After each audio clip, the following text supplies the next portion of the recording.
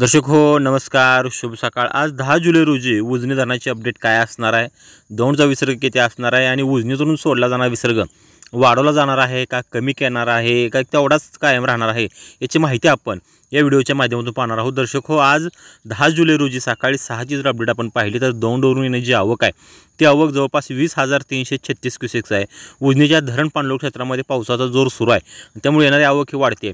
काल सायंकाळची जर अपडेट आपण पाहिली असेल दौंडच्या आवकची तर ती 18,997 होती, म्हणजे त्यामुळे थोडीफार वाढ झाली आहे आणि ही वाढ होत आहे। त्यामुळे धरणातून 8 जुलैपासून जो काही 10,000चा विसर्ग सोडण्यात येतोय, त्यामुळे धरणाची जी टक्केवारी आहे ती टक्केवारीसुद्धा आता थोडीफार वधारली, थोडी स्थिर झालेली आपल्या त्या ठिकाणी दिसते।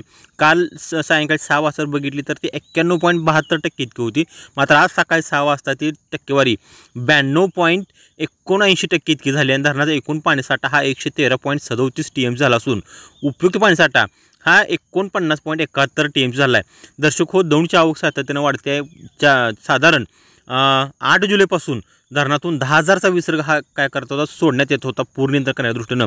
मात्र आज 10 जुलै रोजी सकाळी 8 वाजल्यापासून त्या विसर्गामध्ये थोडी वाढ करण्यात येते। 10,000 ऐवजी आता 15,000 क्युसेक्सनं उजनी धरणातून हे पाणी आहे ते भीमा नदीमध्ये सुटणार आहे। त्यामुळे नदीकाठच्या नागरिकांनी थोडं सतर्क राहावं असं आवाहन उजनी धरण व्यवस्थापन भीमानगरचे कार्यकारी अभियंता RP मोरे यांनी या ठिकाणी माध्यमांना ही माहिती दिली आहे। त्यामुळे आता उजनी धरणातून जो 10,000चा विसर्ग होता तो वाढून आता 15,000 क्युसेक इतका करण्यात आला आहे। त्याच पद्धतीनं बोगद्याचा जो विसर्ग आहे तो बोगद्याचा विसर्ग 900 क्युसेक आहे, दहेगावचा 80 क्युसेक आहे, सीनामाड्याचा 180 क्युसेक आहे आणि जो कॅनॉलचा आहे कॅनॉलसुद्धा जो विसर्ग 1900 क्युसेक्सचा आहे तो विसर्ग त्या ठिकाणी कायम आहे। त्यामुळे आता दर्शक आपली एक माहिती लक्षात घेणं गरजेचं आहे की दौंडची आवक आहे, दौंडची आवक सातत्यानं वाढायला लागली आहे। त्यामुळे आता उजनी धरण ही 100कडे चालले आहे आणि उजनी धरण एकदा भरले की जो काही दौंडची आवक येते ती येणारी आवक ही थेट खाली आपल्याला उजनी धरणातून भीमा पात्रामध्ये ती सोडली जाणार आहे। त्यामुळे नदीकाठच्या नागरिकांना आता थोडं सजग राहणं गरजेचं आहे, कारण आता जुलै महिना चालू आहे, जुलैचा आणखीन 15वाडासुद्धा गेला नाही।